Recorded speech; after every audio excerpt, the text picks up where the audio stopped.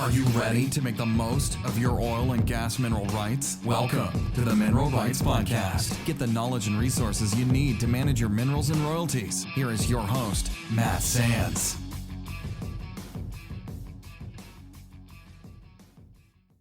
All right, welcome to another episode of the Mineral Rights Podcast. I'm your host, Matt Sands, and with me is Justin Williams. Hi, Justin. Good morning, and thank you for having me, Matt. Thanks again for being on the show. And today we're going to talk a little bit about forced pooling and what you might need to know if you get an election letter in the mail that talks about pooling. And this is something we talk a little bit about in terms of the concept of pooling when we spoke about leasing. So if you hadn't listened to that, that's in episode 6. We're going to go into a little bit more detail about what statutory pooling or forced pooling is. But before we do that, I want to ask you, Justin, just to see what's going on. How are things going on your side of the fence? Absolutely. So I have an update, and it's certainly a great update on our end, but my family had some properties that were held in a trust by a predecessor of ours, and that's made some issues in being able to enjoy them, being able to sign on them. And it's taken about 5 months of going back and forth with JP Morgan Chase, who has ended up as a successor trustee. But now that I've gotten to the right person, it's going to end up being about a 3-day process. So the good news is, there is one person inside of the bank who knows how to deal with these oil and gas properties, but sometimes it can be extremely frustrating to get to them. So it's taken me 5 months for, something that took an attorney 1 day to draft, and will take the gentleman I send it to 2 days to sign, and then it's a done deal. Well, that's great. So what are you going to have them sign? Is it getting it kind of deeded over to you and your Correct. Family? Okay. Absolutely. And so the oil company has seen a gap in the chain of title since there was nothing done by the bank for actually distributing those properties when they were supposed to. It created a gap in the chain of title, and by having that deed issued out, that gap just disappears. Oh, cool. Well, that's good. That'll clear that one up. That's always a good feeling. Absolutely. And nothing like getting the oil company one step closer to paying. Yeah, definitely. And once you get those checks coming in, that's the nice part. So getting closer, keep up the good work, and you'll get there. So awesome. Absolutely. And, I think forced pooling is something that can be can scare mineral right owners, and it's something that it definitely sounds like it can be a little bit scary when you say statutory pooling. But what is forced pooling, Matt? I know it's something that's really not too terribly scary. Yeah, it's not something to be too scared about. You have options is the good thing, I guess, at the bottom line. So before we talk about forced pooling, just to recap what pooling is in general, again, it's the concept of where you combine small tracts or fractional interest of mineral rights into a single unit for the purposes of drilling a well. We talked about that a couple of times in previous episodes. But basically what trying to do is to lease all the mineral owners within a unit, and under the terms of those leases, it's very common now to grant the operator the right to pool their interests into a unit so they can drill a well. And this is very common with horizontal drilling. So you can imagine you need to have the owners within that drilling spacing unit pooled so that you can actually drill that well and produce it, because you're going to commingle the oil and gas that's coming from those tracks, and it's very difficult to try to break those out and to allocate production to the individual tracks in that scenario. So the real kind of common practice is to pool them together. You get your proportional share of the production, and everybody's happy, right? Usually. And so when forced pooling occurs is when the operator can't voluntarily pool those mineral owners. So in other words, they don't have a signed lease in hand that would grant them the right to pool their mineral interest. And what they do is they utilize a statutory law, and most states have this in place, that govern the granting of what's called a pooling order. And so what it's called under state law or statutory law is typically statutory pooling, but it's the same thing as forced pooling. So that's kind of what forced pooling is in a nutshell. Absolutely. And I know in Texas, this is actually an improvement from the way that the laws were for mineral right owners in the 60s and 70s. In Texas, there was a big argument or a big problem because it was seen as being a take point issue. So where the oil came out of the ground and where it was taken was where they were responsible for paying the royalties. But as they originally got into doing some horizontal wells, they could be depleting your reservoir on a different property, but they weren't pulling you in and you weren't getting any kind of benefit from that. And I know that pooling in Texas has been something that people actually like because it is a more fair way for them to get a piece of their property with horizontal drilling. Yeah, that's, and Texas is an interesting example. And, I haven't run into this in Texas yet, but there is a provision under Texas law, but it's not really used very commonly. So you don't see a lot of, I guess, or very many, statutory pooling orders. And so this is something that, may or may not apply to you, but like I said, in most states, and we'll talk specifics here relative to Colorado and then talk a little bit about Oklahoma as well, where this is more common, but it's used in some other states. Do some research in your case to see exactly what the requirements are in your specific state if you do run into this, because it may vary from state to state. But we'll just talk in general terms just to provide an example so you can understand what it is and what your options are, and go from there. Absolutely. And how is it that you get into a situation where you're given notice that your mineral interest is going to be included in a statutory pooling order application? I mean, is that something that it doesn't happen for everybody, right? And it's not something that happens every day, and it's kind of a provision that's there for the out of the norm scenario. Yeah, that's a good point. When you run into this is potentially you've just inherited minerals and you're just learning that they're included in a pooling order. Perhaps the operator tried to reach the person that you inherited the minerals from, but they couldn't get a hold of them. Maybe they had passed, or they just frankly couldn't locate them and get their consent on a lease. So it's typically where you have unleased minerals and you don't have that in place. They're moving forward with going to drill a well, and they need to have all the owners either voluntarily pooled and leased, any working interest owners, whether they've consented or non-consented to the drilling of the well. And then, and anybody else that's out there, they need to sort of have a way to move forward to drill that well. And the way they do that is with this, the pooling order application. Another scenario you might get into is if you do receive a lease offer and you elect not to sign that lease, maybe you feel that the terms aren't satisfactory, you could do better by holding out. And perhaps in this scenario, time has elapsed and they tried to come to terms with you on a lease, but they couldn't. And so now here's the next step, is giving them the ability to move forward with drilling the wells so that the other mineral owners and working interest owners can benefit from that, even if you're a holdout. And so that's potentially when you might run into it. Absolutely. And also I think it comes into play that one person cannot hold up so many other mineral right owners from the enjoyment of their minerals. And that's something that certainly goes into play. But what are the options if their minerals are included in a statutory pooling application? Because it's not just a one-shaped thing. There are options for them. And that's important to remember, because if you do receive an election letter from a company along with the statutory pooling application, so they'll give you notice. So the first thing to know is that they can't just force pool you. They have to go through certain steps that are outlined in state law. And again, it varies by state.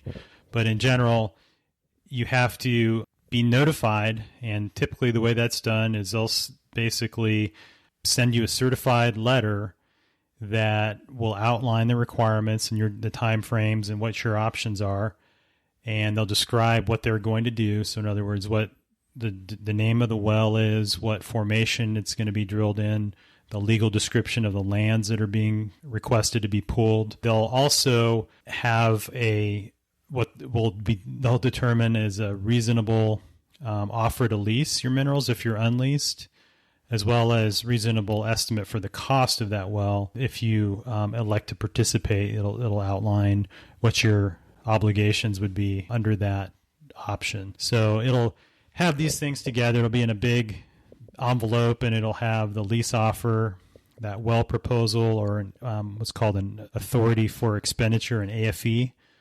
We talk a little bit about that in episode 7 when we talk about working interests.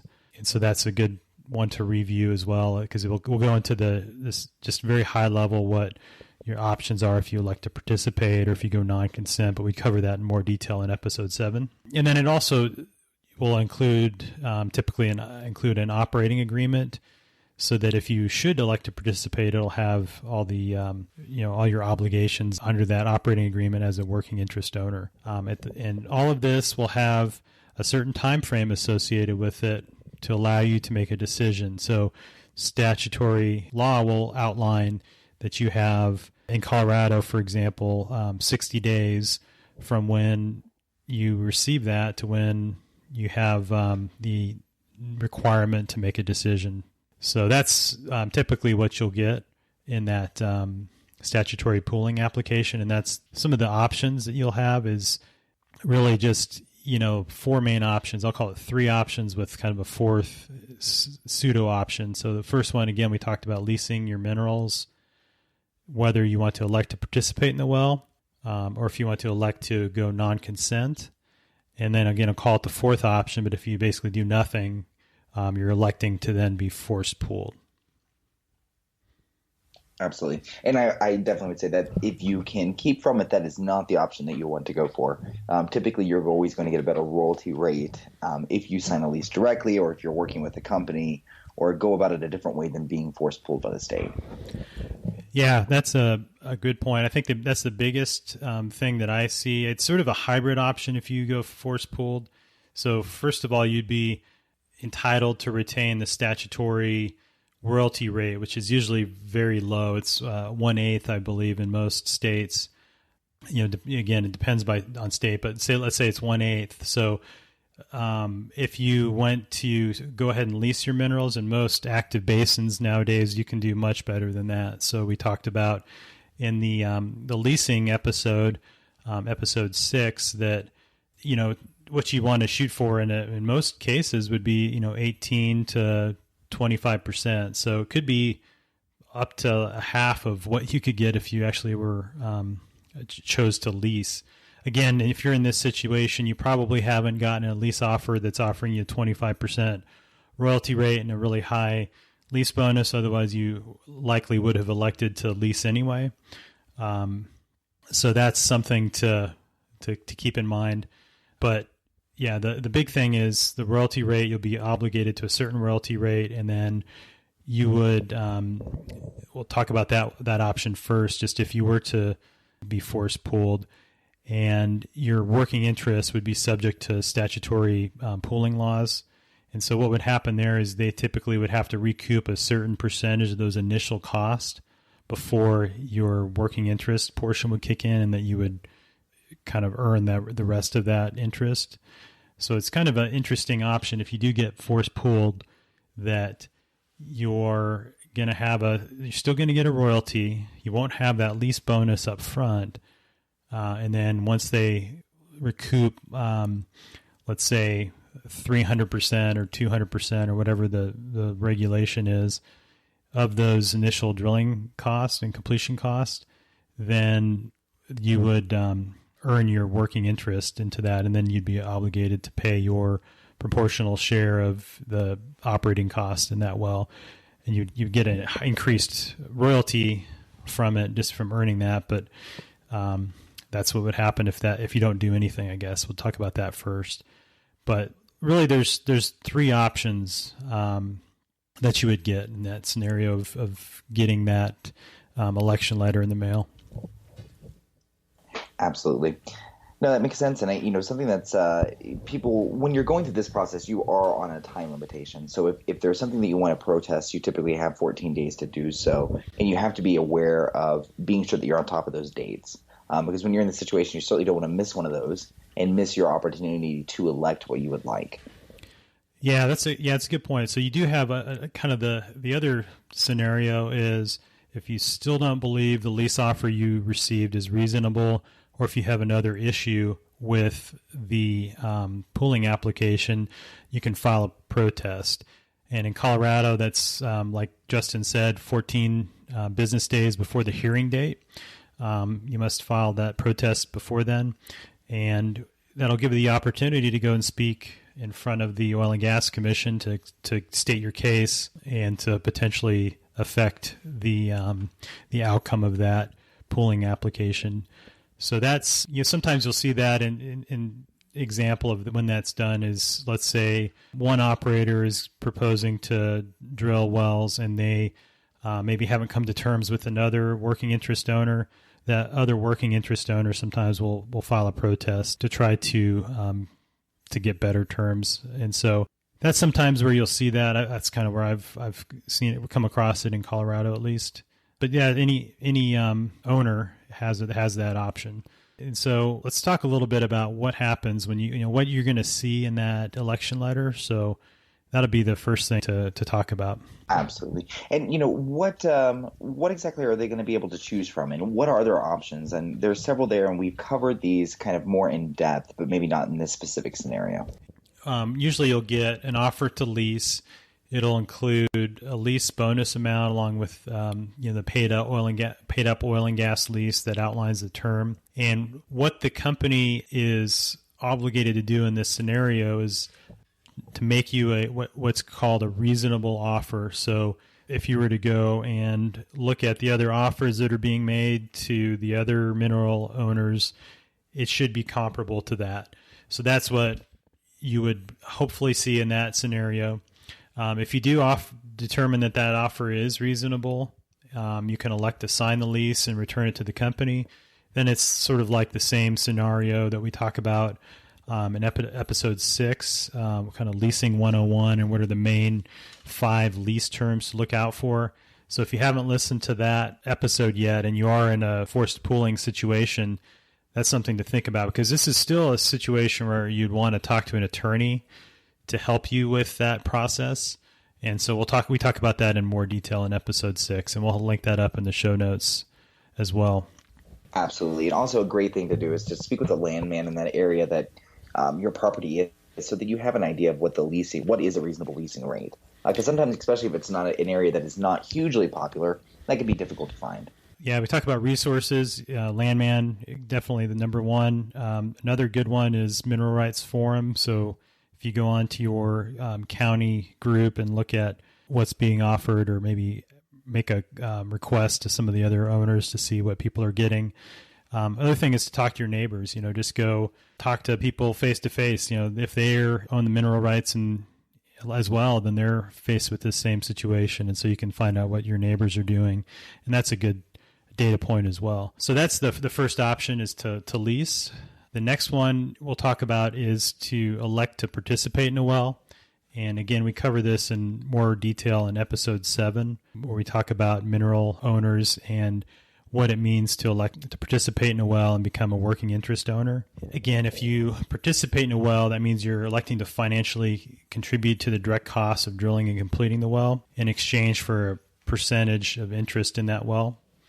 And if you do hire an attorney, again, this is always a good person to have on your side of the court, just to make sure that you're getting the terms that are agreeable in terms of the operating agreement, and that you understand what your obligations are, and they can help you navigate that.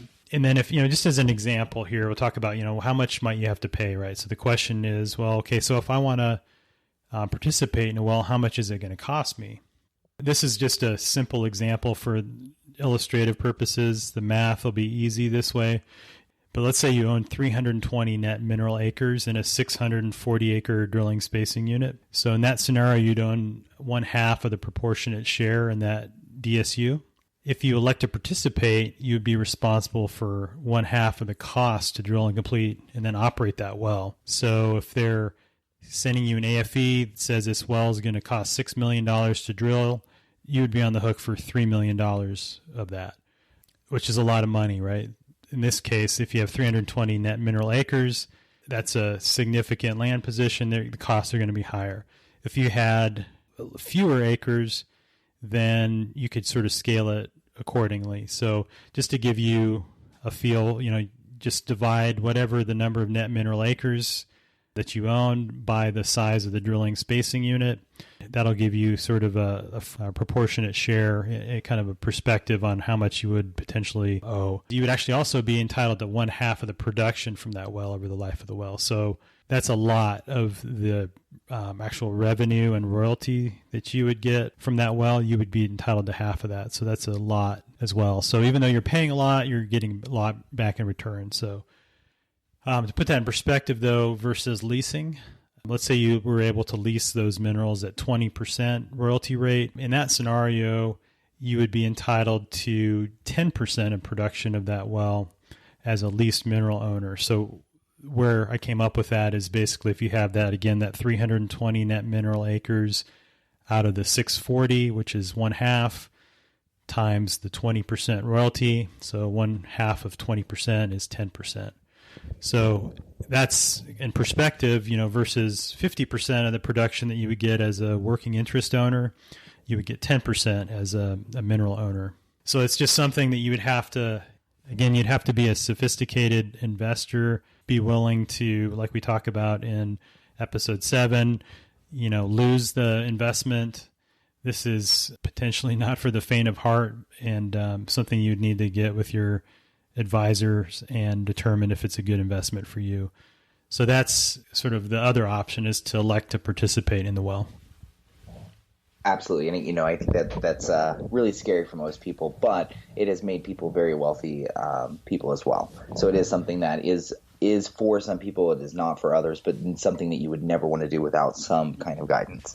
Definitely. And then the final option that we will talk about is to elect to go non-consent. Again, we cover this in detail in episode 7. If you elect to go non-consent, you would be a non-consenting party. What that means is you would elect to not participate in the well prior to the hearing. The election letter that you receive will outline what that non-consent penalty is. An example would be, again, like 300% of that initial cost to drill and complete the well.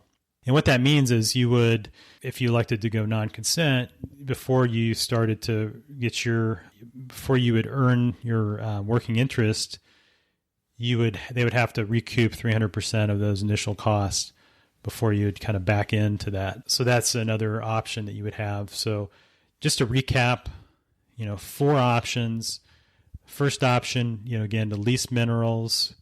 Second option, to participate in the well and become a working interest owner. Third option is to elect to go non-consent and become a non-consenting party. And then the fourth option is to do nothing and be force pooled. And like we talked about in each of those scenarios, there's pluses and minuses of each. And again, you have options to, if none of those are satisfactory, you do have the right to file a protest. If you do go through the process of filing a protest, that's, again, where you'd want to have an attorney there to help you, provide the appropriate paperwork and help coach you through what you'll need to do in that scenario. And again, that's going to not be free to do that. But if your rights are not being protected, in your opinion, you have the option to do that. And some great news for mineral right owners. Colorado is actually in the process of implementing changes to the pooling statute to help clarify rules in the process used to manage the hearing. Senate Bill 18230, signed into law by the governor on the 1st of June this year. It gives mineral rights owners some more benefits and does some things. It's giving a longer time for people to make a decision. It changes it from 35 to 60 days. So it gives the mineral right owners just a bit more time to review that and make an informed decision. And I'm sure there's some other great things covered in that as well. Yeah, that's a good thing, I think, all around. It'll help hopefully streamline the process from the operator's point of view, as well as protecting mineral right owners' rights. And what it also helps is it clarifies the language, and they'll actually have a nice brochure and information that they're going to send along with those the pooling order application and the election letter, that in kind of layman's terms it'll outline what your options are and what it all means. So it helps provide that clarity to mineral owners to help them make a decision that makes the most sense for them. So that's a definite improvement. Hopefully that'll be the case, and that'll continue to happen in other states as well, where they'll help protect mineral rights owners' interests. And so that's something that's going on. Talk a little bit about Oklahoma as well, with a pooling order in Oklahoma, it's very similar to what we talked about in Colorado. There's some specific time frames.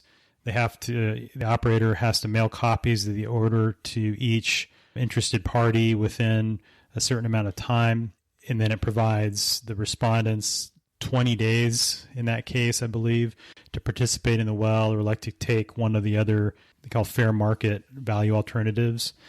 And then if they do elect to take any of those alternatives that, let's say lease, and they're owed a lease bonus payment, those payments to the mineral owner are required to be made within a certain time frame as well, which is 30 to 35 days from the date of the order. So it has some protections in there for mineral owners as well in Oklahoma. In that case, the statutory royalty rate is 1/8 there as well. And so, yeah, it has some, in my experience, if you're unleased and you get that pooling order in Oklahoma, it'll have the similar things we talked about, like the option to lease, and it'll have in there example of that kind of best lease or what the going rate is. And so you'll have the ability to review that and understand what the lease bonus is being paid to other owners, what the terms of the lease are in terms of the royalty rate and other provisions. And so that's another state that where this is used. And again, it helps provide the opportunity for operators to develop minerals in a timely manner. And that's the governing body in the state of Oklahoma is the Oklahoma Corporation Commission. So if you're in Oklahoma or have minerals in Oklahoma and this might affect you, then we'll link in the show notes to that website so you can go and do some more research. And similarly, we'll do the same for the Colorado Oil and Gas Conservation Commission, so you can go and take a look at the statutes for Colorado as well. Absolutely. Well, and I think that's a great recap of force pooling. And this is something that, certainly speak with others and try to get an idea how it works in your state and what your specific rules are. But, if you're receiving something about a force pooling, you need to get involved as quick as you can so that you can take control of your options. Absolutely. Yeah. Time is of the essence. Do not delay. This is where if you do get this letter in the mail, the clock is ticking. So if you have questions, contact an attorney, landman, and your other kind of advisors to help you navigate what your options are and what the best scenario is for you. And we're here to help too. So if you have any questions for us, as always, you can send those to feedback@mineralrightspodcast.com. Go to the website and submit a comment. And the other thing we ask is if you do find this information helpful, go to iTunes and leave us an honest rating and review. And we read every one of them and appreciate any feedback you guys have. And any ratings or reviews that we get will help us reach other mineral owners. So if this is useful, please let us know. Thank you.